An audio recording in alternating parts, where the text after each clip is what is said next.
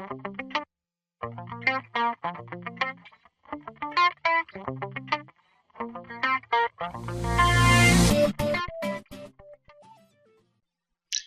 this is Brett from 2techteachers.com, and today I'm going to show you how to create an email collection form. Now, one of the reasons you would do this is so that you can easily gather the email addresses of your students so you can quickly share docs with them, or if you want to use the Doctopus script, this allows you to quickly distribute a particular document so that you can basically collect homework from the students. And if you have questions on the Doctopus script, please check out my other video. So the first thing we're going to do is hit create, and we'll go to form. So right at the top, what I'm going to do here is, first of all, I'm going to require the students to sign in, and then I'm going to also automatically collect responses from their username. And the reason for that is, what I've found is if you ask the student to type their email address, chances are you're going to get some sort of typo, or maybe they get the domain mixed up or something like that, especially if you have a long domain.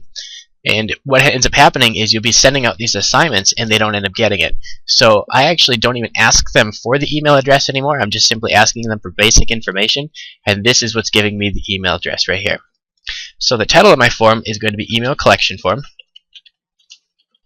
Now I use this same form for all of my classes. So one thing that I do put in here is that the student needs to fill this out for each class they have with me. And the first question is very simple. What is your name? And this helps just because sometimes I'm not able to identify them based off of just their email address. It is a text answer, and I will make it required. Sample question 2, I will change to what period are you in? And I'm going to do this one as a choose from list. And the reason I'm doing this is because this is one of the ways I'm actually going to sort the results I will get at a later date. And if I allow them to do text, if I ask what period are you in, students may respond with 1 or first period or first hour. And by having all those different options, I'm not able to sort.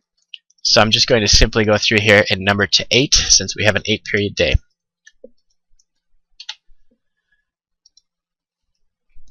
And now the next question I'm going to add, again, is going to be choose from a list so that it doesn't get typed wrong or so forth. And I do want to be able to sort this as well. And it's going to be what class are you in? And you can phrase that however you want. And what subject do you have with me, and so on. And so I'll just put a couple here as an example.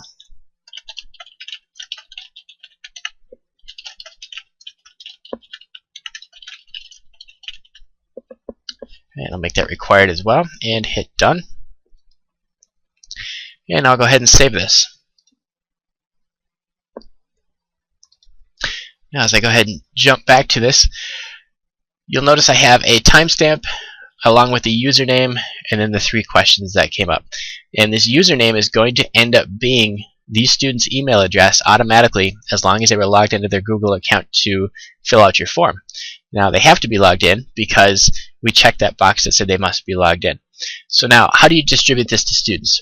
Well, my recommendation would be to go to the live form, copy this link at top, and then paste that to either Edmodo or your class website, or however you like. You could even create a URL shortener for it and just paste it on the board. However you decide to distribute that to the kids, it really saves a lot of time, because once everyone's filled it out, I can come over here and sort by class period, or I can sort specifically by class, and then I can just copy and paste that and make a separate spreadsheet with the roster having all of the email addresses already in it, and then I use that the rest of the year. If you have any questions, feel free to stop by 2techteachers.com, and thanks for watching.